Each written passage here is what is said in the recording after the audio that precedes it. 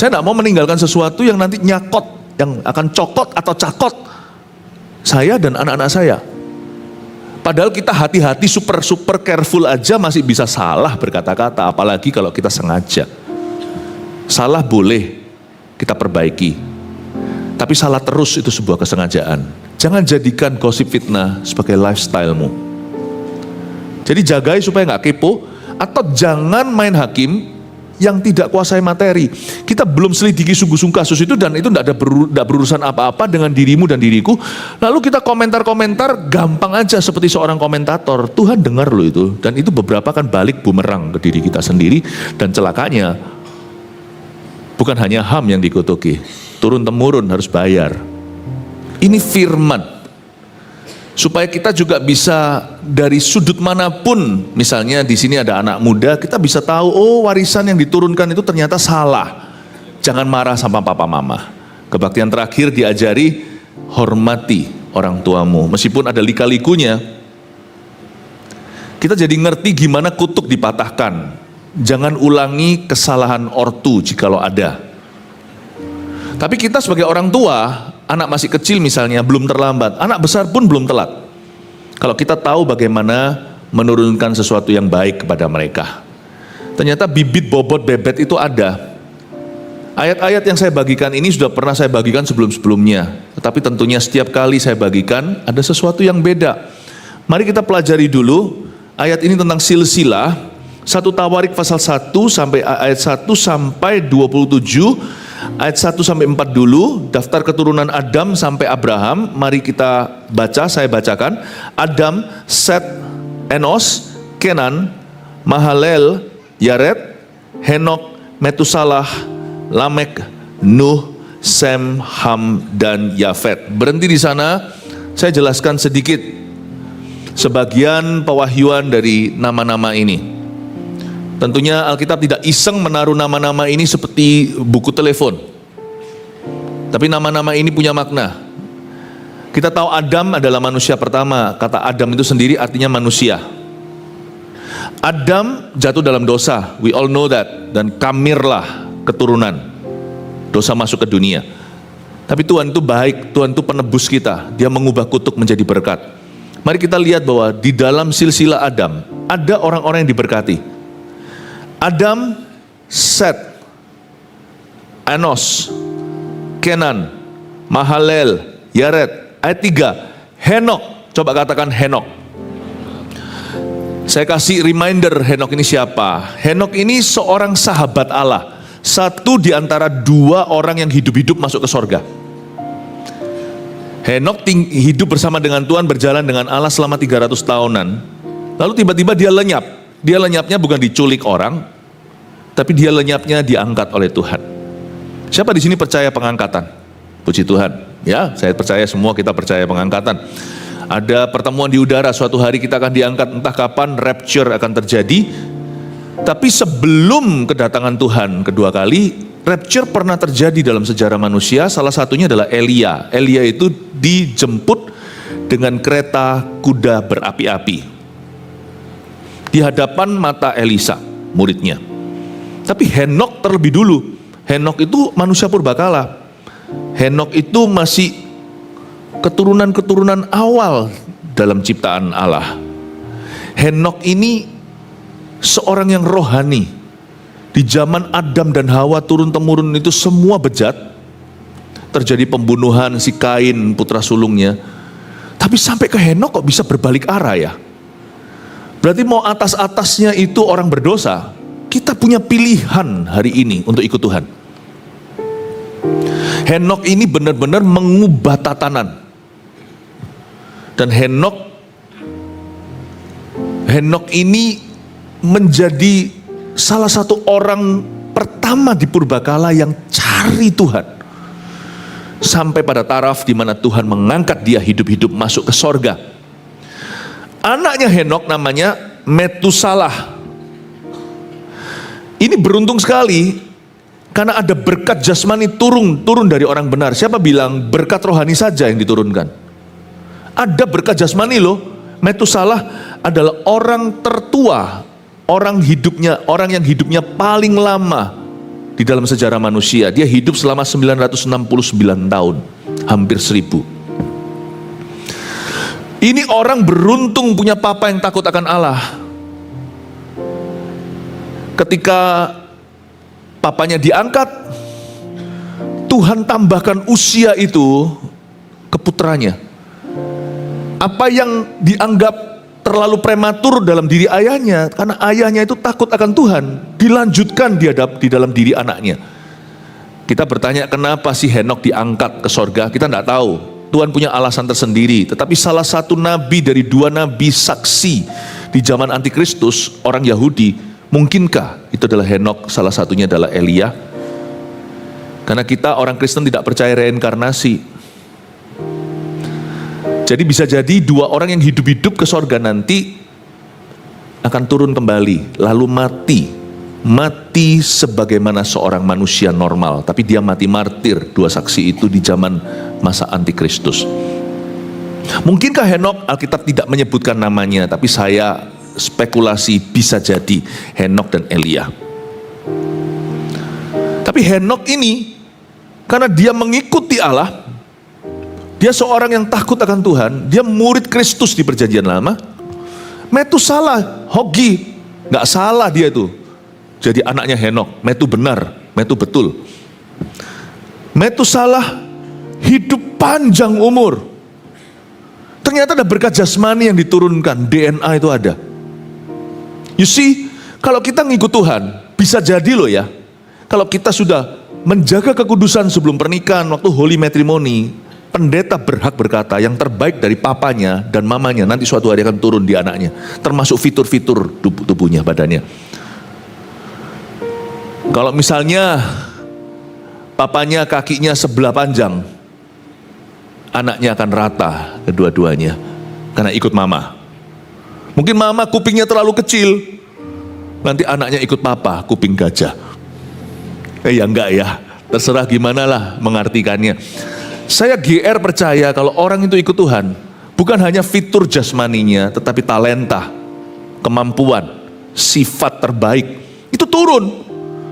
Tapi herannya di zaman purbakala, di zaman kitab Kejadian, ada tertuliskan bahwa waktu itu monster-monster berkeliaran di bumi. Monster itu bukan, tidak tentu setan, tapi yang terburuk dari sisi manusia itu diturunkan. Keturunan-keturunan liar. Mereka disebut the giants of earth, yang sekarang sudah punah. Itu loh kaum raksasa seperti Goliat. Jahat-jahat. Aneh ya, orang itu kalau di luar Tuhan ya, yang terburuk dari papa itu turun, yang terburuk dari mama. Kadang-kadang fitur bagusnya nurun papa mama secara fisik, tapi secara emosi ampun-ampun deh. Secara moral kok bisa gitu ya? Pecina. Pembunuh. Kok bisa salah itu dilanjutkan ya? Makanya ini juga sedikit saran praktis, bukan berarti semerta-merta hanya lihat orang tuanya, tetapi bibit bobot bebet itu ada. Jadi kalau kita mau cari menantu, tolong juga lihat besannya. Tapi jangan pernah berkata, orang itu pernah ada label gini. Coba lihat dulu perubahan hidupnya. Kalau orang itu ikut Tuhan aman. Kalau enggak, Anda perlu pertimbangkan. Itu sungguhan. Dan kita kalau mau sungguhan, suatu hari anak kita diberkati, jaga hidupmu, jaga jalan hidupmu. Jangan ngawur. Ada uang darah loh, kiranya kita itu melarikan dana orang itu nggak berhenti sampai dirimu. Itu uang kan turun-temurun menjadi tanah darah seperti Yudas Iskariot itu. Itu yang menua itu sampai bawah, nggak worth it berapa miliar, sungguhan, nggak perlu dibelanin. Larikan 1 miliar, 10 miliar, 100 juta, 10 juta, itu uang itu akan menjadi hantumu dan turun-temurun. Saya mendingan tidak pegang lah uang yang bukan milik saya. Kalau yang bayar nanti adalah keturunan saya. Metusalah, beruntung sekali punya papa seperti itu. Dia hidup hampir 1000 tahun, the longest living man. Secara jasmani dia diberkati, healthy, sehat. Henok, Metusalah, Lamek. Lalu ayat 4, Nuh ini cicitnya Henok. Ya, jadi itu dia menyebut Henok itu Kongcoh, kakeknya. Dan Nuh tidak hidup selama Metusela, tetapi Nuh menjadi a man of God, menjadi seorang hamba Allah di zamannya mendengar suara Tuhan. Yang lainnya budak semua, yang lainnya semua tuli rohani. Nuh bisa mendengarkan dan dia bangun bahtera. Nabi Nuh dan istrinya, 3 orang anaknya, 3 orang menantunya, sampai menantunya pun diselamatkan. Total berjumlah 8. Di dalam sejarah, di dalam tulisan kuno bahasa Chinese, dalam kebudayaan yang mengaku kami lebih tua dari kekristenan 2000 tahun, maksudnya 2000 tahun yang lalu kan. Kebudayaan Tiongkok udah lama, ribuan tahun sebelumnya misalnya. Tetap Tuhan bersaksi bahwa Alkitab itu benar. Kata cuan atau kapal, di dalamnya ada tulisan pakho, ada 8 mulut. Apa hubungannya? Misalnya kalau saya orang yang bisa baca dikit-dikit lah ya, ngomong juga dikit-dikit. Kata laki nan, ya, kata laki dalam karakter kanji, nan itu tian, heli. Tian itu sawah, li itu tenaga. Bercocok tanam itulah pria, gak kerja jangan ngaku laki. Ada hubungannya kan? Tapi apa hubungannya pakho dengan cuan?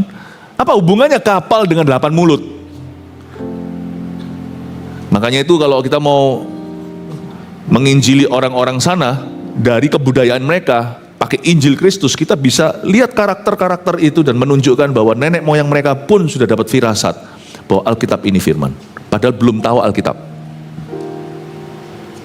Luar biasa. Saya ingin jelaskan kepada Anda bahwa Nuh adalah seorang yang mendengar suara Allah. Dia cicitnya Henok. Kongconya ikut Tuhan, bawa-bawanya peka sama Roh Kudus. Ternyata ada. Anehnya, kalau kita di atasnya main dukun, bawahnya itu nanti banyak yang kesurupan. Itu sungguhan. Minimal kalau nggak kesurupan, kesetanan. Bukan berarti kalau orang tua buruk, turun-temurun selalu buruk, kita punya pilihan. Orang tua baik juga nggak tentu loh ya. Anak pendeta pun tidak jaminan kalau tidak dididik dengan benar oleh papa mamanya. Karena itu mari kita pelajari sesuatu bahwa warisan yang kita mau turunkan dalam diri anak-anak kita adalah yang tidak kurang daripada yang termulia. Dan itu warisan kita turunkan, tidak bisa tanpa Tuhan. Di luar aku, Yohanes 15, kamu tidak bisa berbuat apa-apa. Hanya di dalam akulah kamu akan berbuah lebat. Jikalau aku tinggal di dalammu, kamu tinggal dalam aku, mintalah segala sesuatu. Jikalau firmanku tinggal di dalam dirimu. Kita tidak bisa berbuat apa-apa kecuali kita melekat pada Kristus dan firman. Saya tidak bisa mendidik anak saya mentang-mentang saya pendeta. Saya harus mendidik anak saya dari firman yang saya lakukan, bukan dari kependetaan. Saya tidak bisa mendidik anak saya menurunkannya dari kekristenan, karena status juga bisa Kristen KTP namanya. Saya harus mendidik, membimbing anak-anak saya dari firman yang saya ketahui, saya cerna, saya merenungkan dan saya lakukan. Dari situlah anak-anak saya turun-temurun akan peka. Mari sekarang kita masuk ke ayat yang kelima. Keturunan Yafet, anaknya Nuh ya.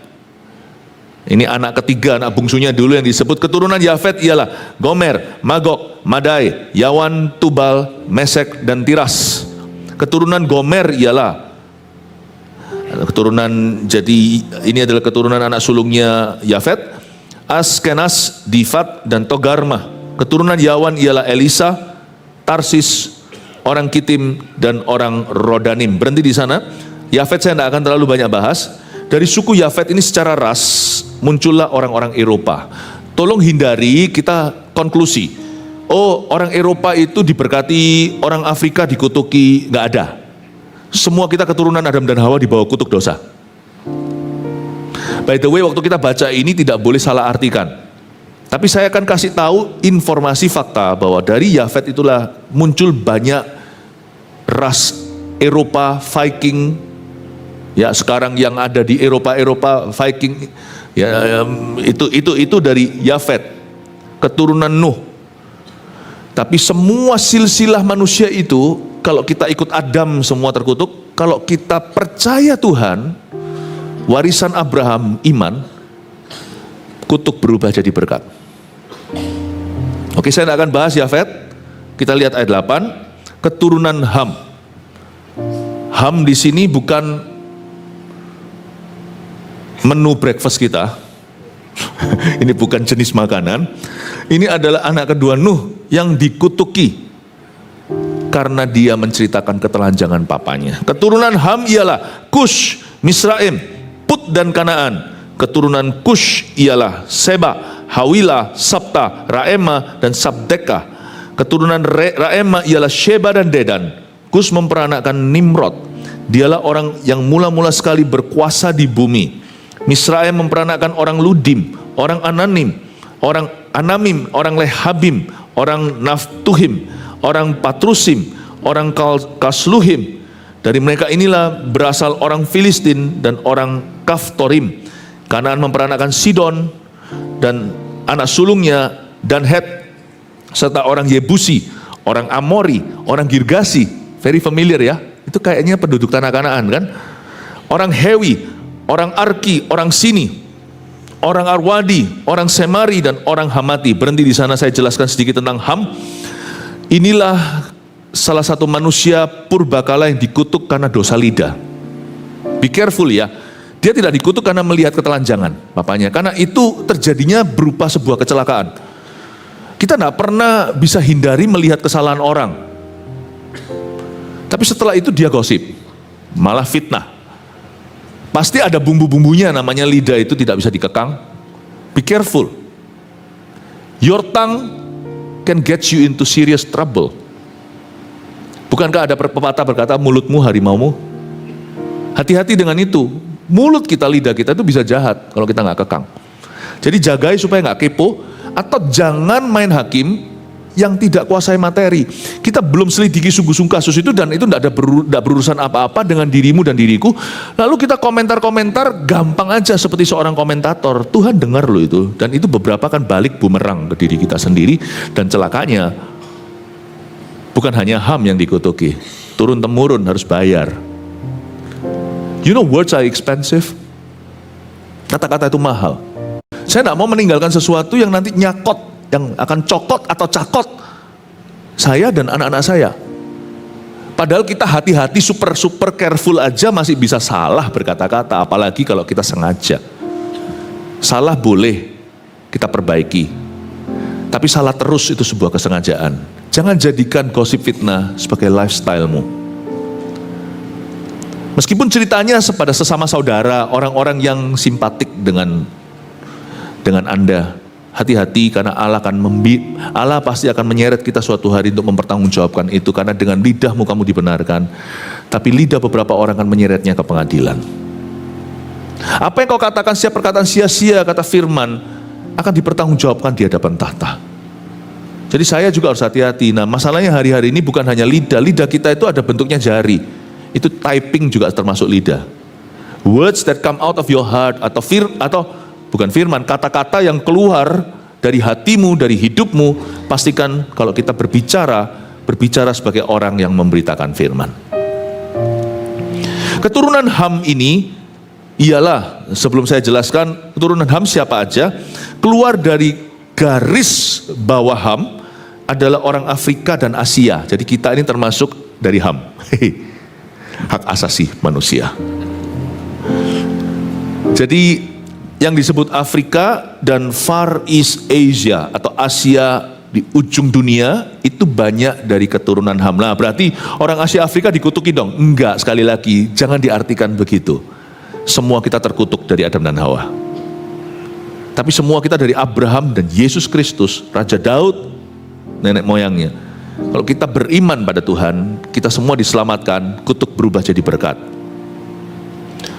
Di atas-atas semua bibit bobot bebet kita ada, sebelum Injil masuk ke area di mana nenek moyang kita tinggal, bahwa kita semua ini pasti ada jalur kutuk, ada jalur berkat. Tapi kalau kita ikut Yesus, kutuk pun diubah jadi berkat. Katakan amin. Nah, Ham ini Afrika dan Asia. Jaga-jaga. Sedikit nubuatan, nanti tanggal 31 saya akan jabarkan. Nanti tanggal 31 Desember saya akan berkhotbah tentang visi kita tahun depan, visi kemenangan dan berkat internasional. Nanti ya, ada banyak sekali bisnis yang terpengaruh secara langsung maupun tidak langsung dari benua Afrika dan termasuk benua Asia seperti India dan China. Nanti di Indonesia itu banyak terpengaruh dengan itu. Tahun-tahun depan, mulai tahun depan akan mulai deras. Jadi berkat Tuhan pun akan datang dari suku Ham atas Indonesia. Amin Bapak Ibu Saudara. Makanya saya sedikit kasih preview. Kalau anak Anda mau kuliah, jangan main aman. Ambil yang namanya jurusan-jurusan yang berani.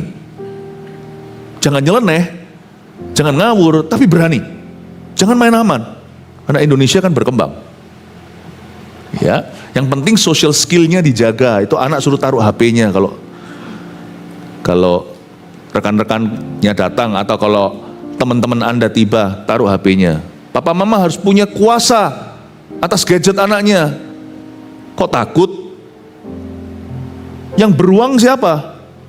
Yang punya uang maksudnya. Kan papa mamanya, yang belikan HP siapa? Anda tidak belikan pulsa, dia bisa apa? Masih SMP, SMA. Berani perintahkan. Kalau Anda kalah sama HP, masa depanmu, masa depan anak itu tidak ada. Masukkan HP-mu. Kasih contoh dulu. Teman papa mama datang, berdiri sapa. Jangan izinkan anaknya, om tante di sini. Sambil duduk. Loh, omnya yang berdiri. Where is your mannerism? Kamu berdiri. Nggak mungkin tamu Anda yang tegur anak Anda, nggak bisa. Anda harus punya visi. Anakmu suatu hari mungkin akan jadi mitra kerjanya anak orang itu atau orang itu. Kalau kita sudah di dunia kerja, beda 10-20 tahun itu nggak masalah. Yang penting kita setara. Yang penting artinya kita itu saling mendukung. Anda harus punya visi, anak itu masih SMP SMA, suatu hari mungkin om tante ini adalah partner kerjanya. Mungkin dia supply ke sana atau ini suppliernya. Atau mungkin akan kerja di situ atau kerjasama. Berdiri. Pikirannya sudah harus pikirannya ke depan. Ini mungkin nanti business relation. Ngomong dulu di rumah, jangan tegur anak di depan orang mempermalukan. Tapi ngomong kalau nanti ketemu ke teman papa mama, kamu yang berdiri. Salami. Lihat mata, jangan sambil lihat tapi ya om. Salami, taruh semuanya. Om tante, salam yang kuat.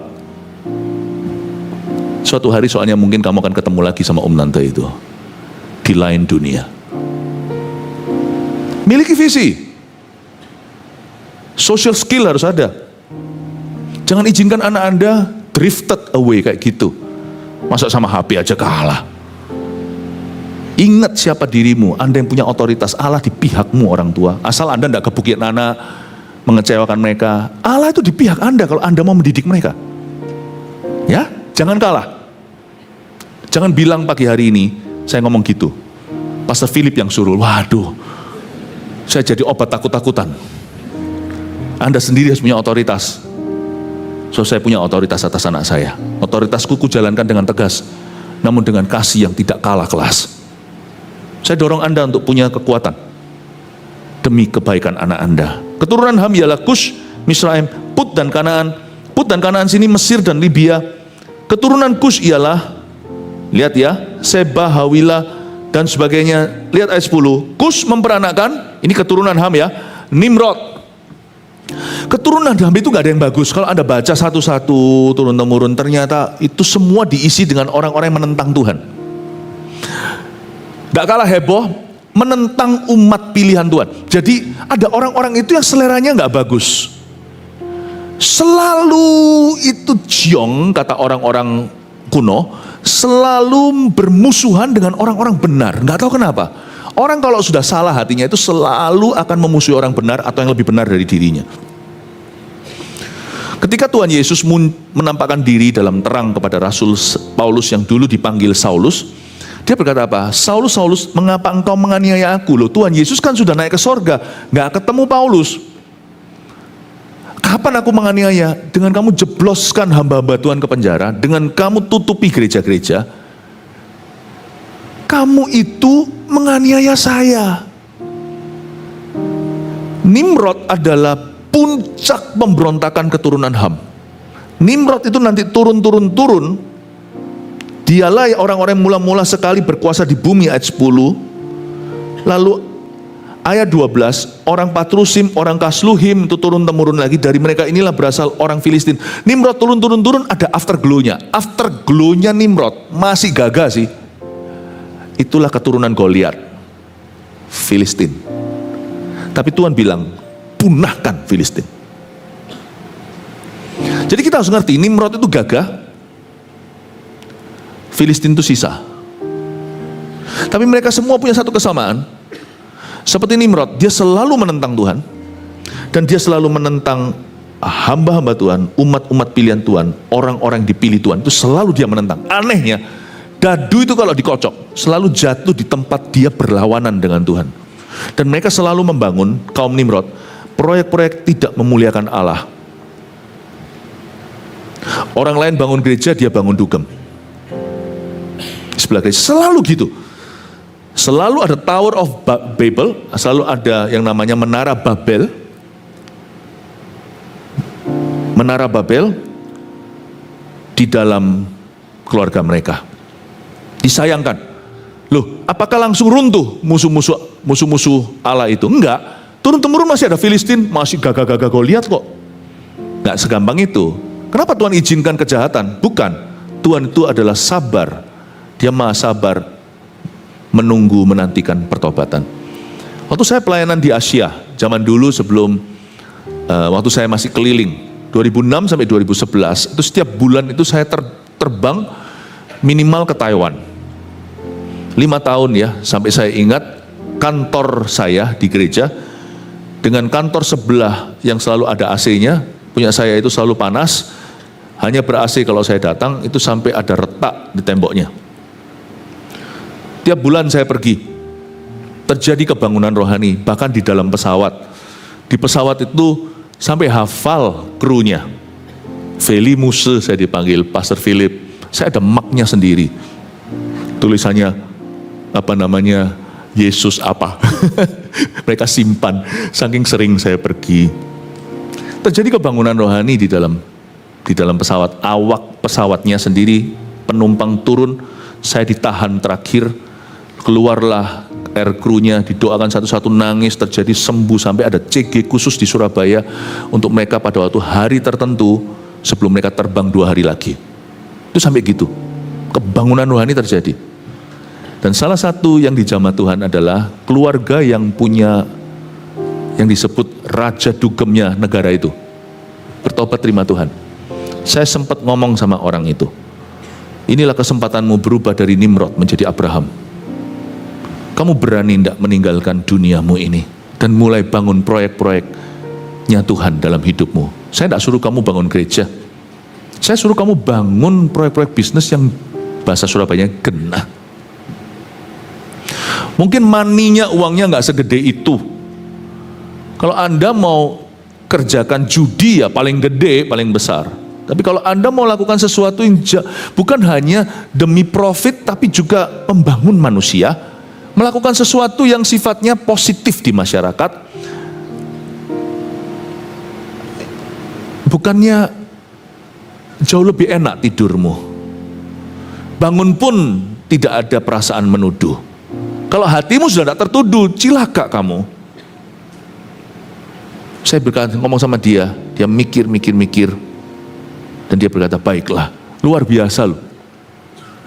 Saya nggak mau cerita lebih lanjut lagi, tapi ini kan bukan orang Indonesia. Terjadi transformasi di dalam keluarganya. Memang seolah-olah kekayaannya turun sebentar. Tuhan harus gantikan sama dengan sebelumnya, tetapi hidupnya sekarang dipenuhi dengan makna dan damai sejahtera. Semoga orang itu, saya sudah tidak pernah kontak, semoga orang itu sekarang masih tetap langgeng dalam Tuhan. Jangan sampai dia berubah setia seperti anjing kembali ke muntahnya. Pahami Bapak Ibu Saudara, jangan jadi Nimrod. Jangan kau bangun empire Nimrod dalam hidupmu. Kalau kita halalkan semua cara hanya demi kaya, jangan-jangan jiwa kita pun dijualkan kepada setan. Loh, kalau kita mau jual jiwa kita ke setan, ya pasti setan akan bayar. Tapi setan pun jual mahal, nggak semua orang mau serahkan jiwanya dia akan tanggapi. Tapi ada orang tertentu mungkin setan akan berkata iya dan berkata, oke, you're worth it for me. Dia akan jabat tangan, business deal terjadi. Meskipun demikian, jangan jadi orang yang aji mumpung. Sekalipun Anda bisa meraup keuntungan, kalau itu mendukakan hati Tuhan, jangan lakukan itu demi keturunanmu. Buat apa kita jual turun-temurun, semuanya akan binasa. Buat apa engkau memperoleh harta seluruh dunia tapi kehilangan nyawa? Don't do that. Jangan lakukan, jangan halalkan semua cara. Tidak semua kekayaan itu adalah berkat Allah. Tidak semua kesempatan itu dari Allah. Kita harus punya pilihan. Bukan jadi orang yang aji mumpung. Opportunity knocks, hanya diketuk oleh kesempatan tertentu langsung diambil. Jangan, semua itu harus punya seleksi sendiri. Kita harus bisa menimbang di hati. Nggak semua orang yang buka pintu itu jodohmu. Kita harus tahu yang ini boleh, ini nggak boleh, ini berkenan pada Tuhan, ini bukan. Roma 12, kalau perbaharuan akal budimu. Kalau kita hidup dalam kekudusan, kita akan bisa membedakan mana kehendak Allah yang sempurna, mana yang oke, baik-baik saja, mana yang jangan. Amin Bapak Ibu Saudara. Jangan jadi Nimrod, orang yang menentang Tuhan, bangun proyek-proyek gila yang mendukakan hati Roh Kudus. Lihat turun-temurun, Tuhan berkata, punahkan semua ingatan akan Nimrod. Filistin harus mati. Kenapa Filistin harus mati kok Tuhan itu jahat? Bukan, di dalam suku Filistin tak satu pun orang baik. Aneh ya. Turun itu sungguhan. Mana lebih parah, bibit atau bebet? Bibit bobot bebet. Bebet parah. Guru kencing berdiri, keturunannya lari-lari kemana-mana, kencing di sana sini. When it comes to a point, waktu suatu saat kita akan sampai ke titik itu, yang namanya too late, terlambat, sudah menabur neraka. Yang dituai hanyalah sisanya, yaitu apinya. Jangan lakukan itu. Dosa itu paling baik, paling jinak ditaklukkan di atas, di level papa mama. Selesai, done. Makanya Yesus itu digantung di atas kan, di kayu salib dan berkata, it is finished. Selesai, udah, mari. Jangan diotak-atik lagi. Ayo kita sama-sama sama Tuhan Yesus. Done, selesai. Saya pelajari dari sini, saya peringatkan kepada beberapa orang yang memang secara sengaja di bidang itu. Ada orang yang di bidang tertentu, boleh enggak Alkitab tidak berkata di industri tertentu, bukan sesuatu yang jelas-jelas salah, tetapi itu merugikan kesehatan. Ya, saya samarkan. Saya beritahu sama dia, kasih kamu dirimu waktu 3 tahun misalnya, ringkas-ringkas, mulai transisi, minta pertolongan Tuhan ketika menyeberangi sungai Yordan, pindah dari satu tempat masuk ke Kanaanmu. Mari berdoa, bangun sesuatu yang smart, sesuatu yang menguntungkan di dalam dunia bisnismu, tetapi jangan itu. Jangan itu. Karena tidak semuanya itu mendatangkan kebaikan. Iya sih, saya dari dulu itu bergumul di sini, hati saya itu tidak pernah datang ke gereja rasa kotor. Tapi saya mau di tempat kerja itu mau sama sekali lupa Tuhan juga nggak berani. Saya berkata, ya sampai kapan kamu mau gentayangan begini? Bapak Ibu Saudara, coba perhitungkan. Apa yang menjadi proyek hidupmu itu? Apakah itu berkenan? Bukan berarti Anda disuruh bangun gereja, jadi full timer, jadi pendeta. Enggak, itu ada bagiannya. Enggak semua orang terpanggil demikian. Tapi kita sebagai gereja, secara korporat, membangun gereja-gereja didukung oleh umatnya. Tapi ada juga pekerjaan-pekerjaan yang halal. Hal-hal yang baik, yang positif. Nggak usah mikir lebih lanjut. Anda bisa jualan makanan sehat pun kalau dimakan terlalu banyak, orang perut kekenyangan juga bisa sesak napas lah. Nggak usah mikir terlalu jauh efeknya. Asal yang Anda produk-produk yang Anda kerjakan itu hal-hal yang halal, hal-hal yang legal, hal-hal yang baik, bukan sesuatu yang jelas-jelas menuduhmu. Itu bukan proyek Nimrod. Tapi kalau ada di sini yang menjalankan proyek-proyek Nimrod, ya, maka Anda juga harus mikir loh. Pekerjaan itu bukan sekedar job, tapi karir. Dan karir bukan sekedar karir. Karir itu adalah jejak kaki buat keturunanmu. mikir lagi kalau memang ada di sini segelintir orang, mungkin tidak mewakili kalayak ramai. Mayoritas fine saja. Tapi mungkin ada segelintir orang di dalam jemaat kita yang masih ada proyek-proyek Nimrod. Minta sama Tuhan hikmat untuk hengkang di sana. Kalau perlu secara transisional. Tapi harus ada jangka waktunya kita akan bersih di hadapan Roh Kudus. Amin Bapak Ibu Saudara. Why? Karena warisan buat anak-anak Anda. Memangnya yang mau kita wariskan apa sih kalau bukan nilai kebenaran? Coba mikir. Perdana Menteri Najib kumpulkan duit itu dan taruh di Swiss banks. 270 juta dolar. Tapi semua di frozen hari ini. Semua dibekukan oleh pemerintah. Bisakah anaknya mengecap $1? Nggak bisa. Kita kadang-kadang mau kumpulkan untuk turunkan. Nggak habis 7 keturunan. Kalau bisa aku nikmati mati-matian. Lalu aku mau turunkan. Apa gunanya? Kalau legacy warisan yang turunkan adalah seorang yang korupsi, itu anak-anaknya mau jadi seperti apa sih? Buah nggak akan jatuh jauh dari pohonnya, like father, like son. Mesti hati-hati. Mesti careful. Apa sih yang kita mau turunkan ke anak-anak kita? Emangnya mereka itu akan cacat kah? Kalau kita kasih mereka pendidikan, kasih takut akan Tuhan, bukannya mereka itu masih usia kerja? Kenapa kita itu bela-belain supaya anakku nanti nyaman dan enak? Tapi kalau tanpa nilai kebenaran, semua capital yang Anda turunkan itu kan jadi modal berdosa buat mereka. Tapi kalau kita tanam nilai kebenaran dulu, kita kasih pendidikan di rumah yang betul, lalu pendidikan di sekolah yang terbaik. Nggak tentu sekolah mahal, tapi kita minta dalam doa sekolah terbaik untuk mereka semampu papa mama. Nggak tentu luar negeri. Orang luar negeri kembali nggak karuan, kembali nggak jadi apa-apa juga banyak. Di dalam negeri yang seolah-olah kayaknya di nomor 2 kan ternyata jadi luar biasa. Nggak tentu, semua tergantung yang jalani. Nah kalau kita turunkan nilai kebenaran itu, lalu harta kita turunkan suatu hari, tapi nilai kebenarannya itu sudah frameworknya ada, itu nanti capital diturunkan ke mereka menjadi modal kerja, modal kelola talenta. Papanya sudah mencapai titik keberhasilan tertentu, sampai anak nggak perlu mulai dari nol lagi. Dari nol itu nilai kebenaran, lapis legit sedikit demi sedikit, setiap hari, setiap sifat digembleng sama papa mamanya. Ketika suatu hari terima, dia nggak harus mulai dari awal, buang waktu itu namanya. Saya nggak ngomong ini sebagai contoh moral atau contoh rohani.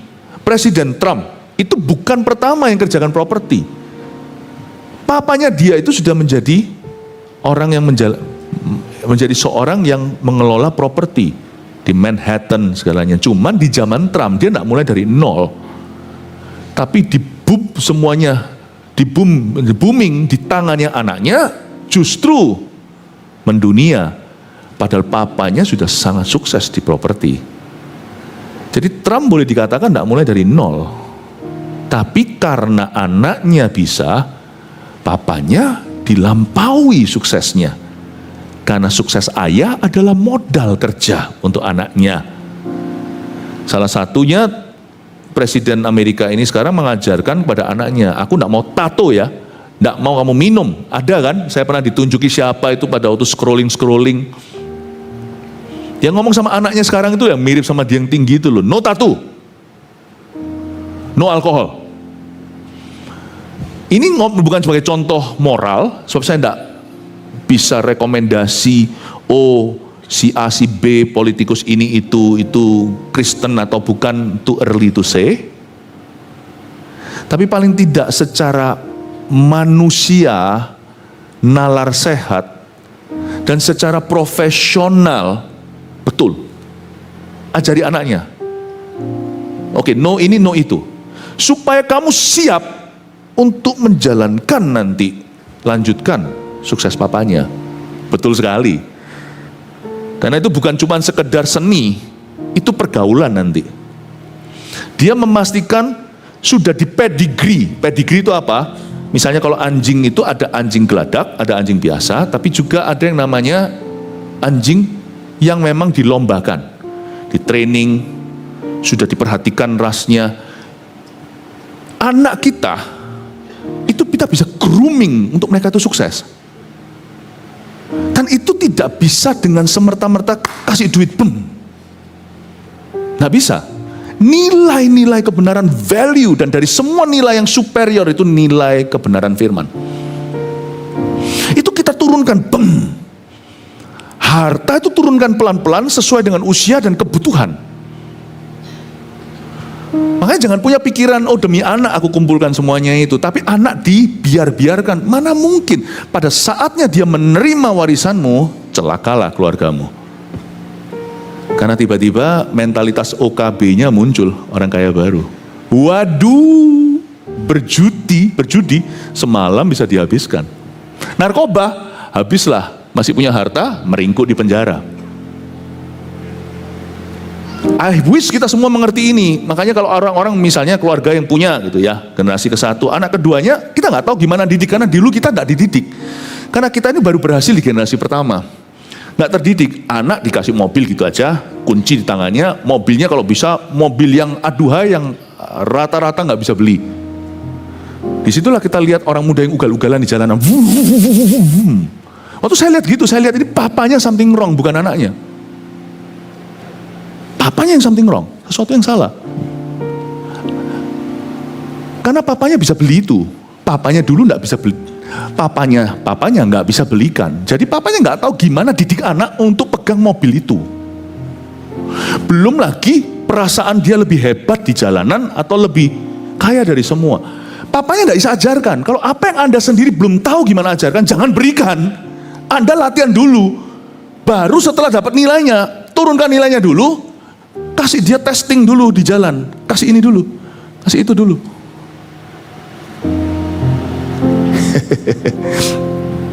Anak saya yang paling kecil kalau pergi ke sekolah naik mobil yang lebih tua dari dia. Anak saya umur 15, mobilnya sudah umur 17 kali. Saya bilang, kamu belum ada hak untuk naik mobil yang lebih muda dari kamu. Saya minta nilaimu, saya minta ini. Lifestyle is not your God. Tapi pada satu titik, Tuhan itu mau angkat kita dari taraf-taraf kemiskinan. Bukan karena kita pecinta kemakmuran. Tapi setiap taraf itu, Tuhan akan angkat kita. Dan Tuhan ingin kita enjoy, menikmati buah dari jerih payah kita. Saya mendorong Anda untuk ajari. Yang namanya warisan terbaik itu, bukanlah harta. Nilai kebenaran di tangan, saya yakin anakku bisa kelola. Dan turunkan modalnya. Amin Bapak Ibu Saudara. Tapi ya jangan tiru keluarga kami. Gak perlu carikan anak. Mulai hari ini saya carikan anak saya. Anak saya umurnya, saya sudah tua. Jadi anak saya umur 30, tak carikan mobil umur 32. Mogok di jalan. Ya. Oh, saya masih bisa cerita banyak tentang ini. Tapi saya lanjutkan dulu ke Sem ya.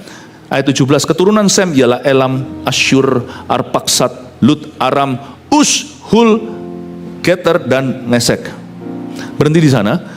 Sem, Ham, dan Yafet. Sem ini anak sulungnya yang merupakan anak kepercayaan Nuh dan anak Nuh yang percaya Tuhan. Itu Sem.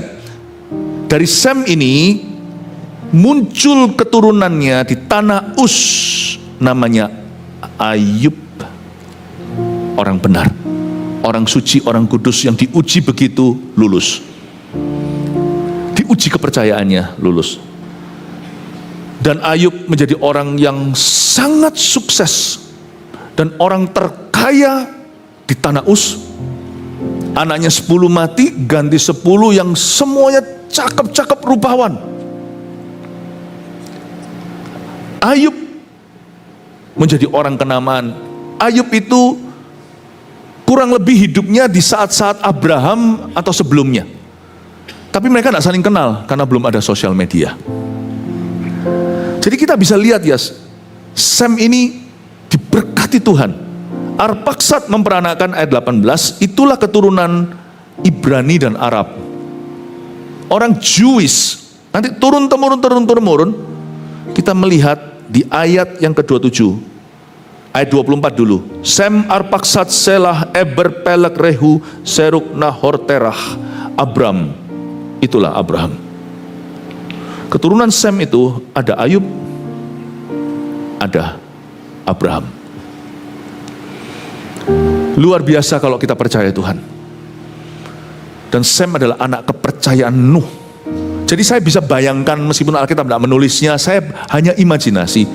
Mungkin pada waktu bangun Bahtera, yang paling eager, yang paling interested, yang paling setuju, yang paling sepakat, yang paling inisiatif untuk membantu, bisa jadi si Sem itu. Karena dia memang anak cowok sulung, tapi juga karena dia percaya.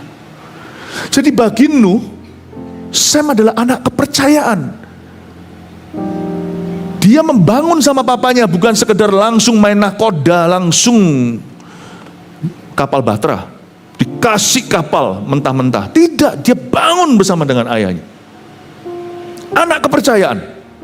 Tidak heran Nuh sudah tidak ada, mati. Maka Sem mewariskan apa yang selama ini sudah jadi gemblengan ayahnya. Turunkan. Turun itu pasti didiknya benar. Kalau enggak muncul di tanah Uz itu Ayub. Turun ada Terah, ada Abram. Itu enggak mungkin kalau didiknya enggak betul. Meskipun Terah belum kenal Yahweh. Tapi Abraham, kok bisa ya si Terah itu mendidik anak yang nuraninya kayak gitu, sampai anak dulurnya Abraham, saudaranya meninggal, namanya Lot. Dia kasihan sama keponakan, disekolahkan, diadopsi masuk ke rumahnya, diajak pergi ke Kanaan. Itu pasti papanya didiknya itu somehow dari atas itu ada nurani, ada kesalehan, ada sesuatu yang dicontohkan oleh Nuh itu yang sampai kental turun ke bawah, yang membuat mereka itu jadi orang itu yang gentleman. Yang sana ugal-ugalan, yang sini itu punya sopan santun. Minimal kalau belum ada kerohanian itu mereka punya yang namanya kesantunan. Anda bisa lihat kan, anaknya orang ini santun ya. Itu tidak jauh-jauh dididik begitu, santun. Bisa hormati orang tua, nggak gaya, bisa bawa diri, percaya diri pula, tapi nggak sok-sokan. Anda lihat anak seperti itu, tepuk pundak papa mamanya, good job. Itu si Sem.